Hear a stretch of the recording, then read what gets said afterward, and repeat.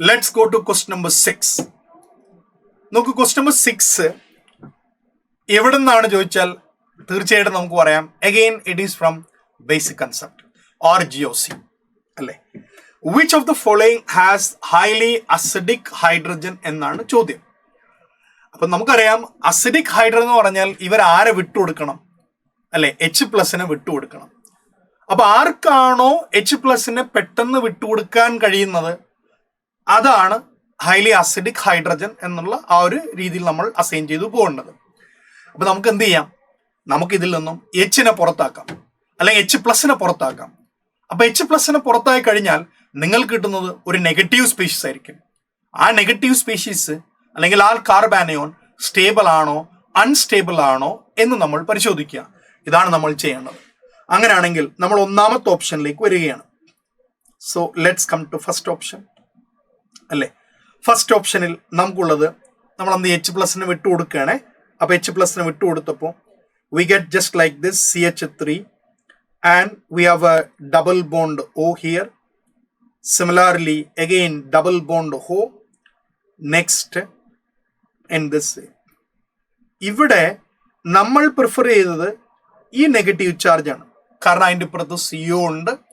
അപ്പോൾ ആദ്യത്തെ കേസിൽ നമുക്ക് കിട്ടുന്നത് കാർബാനയോൺ ആൻഡ് ആരായിരിക്കും H+. അപ്പൊ നമ്മുടെ പർപ്പസ് എന്താണെന്ന് ചോദിച്ചാൽ ഇത് സ്റ്റേബിൾ ആണോ അല്ലയോ എന്ന് ചെക്ക് ചെയ്യണം. ഇവരുടെ സ്റ്റെബിലിറ്റി നമ്മൾ ബാക്കിയുള്ള ആൾക്കാരുമായിട്ട് എന്ത് ചെയ്യുക, കമ്പയർ ചെയ്യുക. അതാണ് നമ്മൾ ചെയ്യേണ്ട ജോലി. ഓക്കെ, അപ്പൊ ഞാൻ ബാക്കിയുള്ള ആൾക്കാരെ എഴുതാൻ പോവുകയാണ്. സോ സെക്കൻഡ് കേസ് നമ്മൾ വരയ്ക്കുമ്പോൾ CH3, then we have C double bond O, next we have C double bond O CH3. മക്കളെ ഇതില് ഈ പൊസിഷനും എന്താണ്, ഐഡന്റിക്കൽ ആണ്.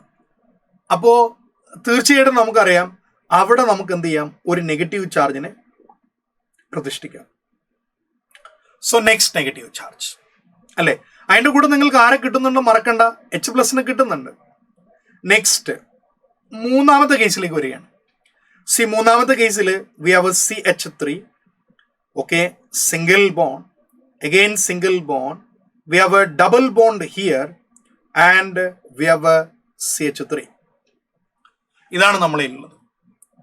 അപ്പൊ നമുക്ക് ഇതിൽ ഏതാണ് ഫേവറബിൾ ആയിട്ടുള്ള, ഏത് പൊസിഷനിൽ നെഗറ്റീവ് വരാമെന്ന് ചോദിച്ചാൽ തീർച്ചയായിട്ടും നമുക്ക് we can think of this position and we can think of this position.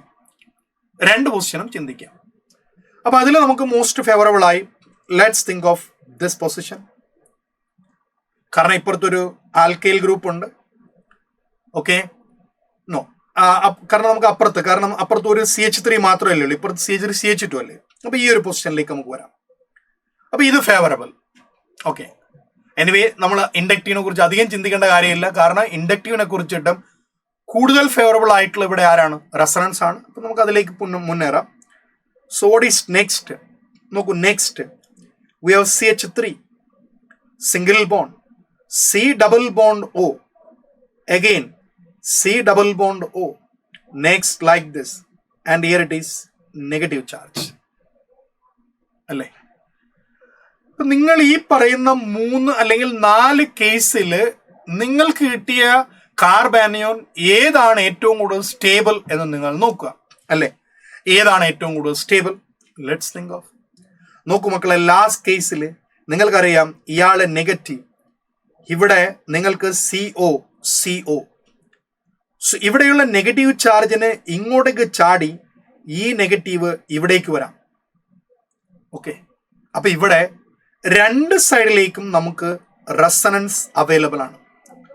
So let's think of last option. നമ്മൾ നോക്കുകയാണെങ്കിൽ ഈ സൈഡിലേക്കും റെസണൻസ്, ഈ സൈഡിലേക്കും റെസണൻസ്. എന്നാൽ ബാക്കിയുള്ള ഓപ്ഷൻസ് നമുക്ക് നോക്കാം. ഇവിടെ ഇങ്ങോട്ടേക്ക് മാത്രം ഒരു റെസണൻസ്, ഇവിടെയും ഇങ്ങോട്ടേക്ക് മാത്രം ഒരു റെസണൻസ്, ഇവിടെയും ഇങ്ങോട്ടേക്ക് മാത്രം ഒരു റെസണൻസ്. ഇതാണ് നമ്മുടെ ഉള്ളത്. അപ്പൊ ഏറ്റവും കൂടുതൽ ആ നെഗറ്റീവ് ചാർജിന് ഡീലോക്കലൈസ് റെസണൻസ് വന്നിരിക്കുന്നത് എവിടെയാണെന്ന് ചോദിച്ചാൽ ഓപ്ഷൻ 4 അപ്പോൾ തീർച്ചയായും ഇവിടുന്നുള്ള H+ വളരെ പെട്ടെന്ന് ഇറങ്ങിപ്പോവാം, കാരണം ഇത് മോർ സ്റ്റേബിൾ ആണ്.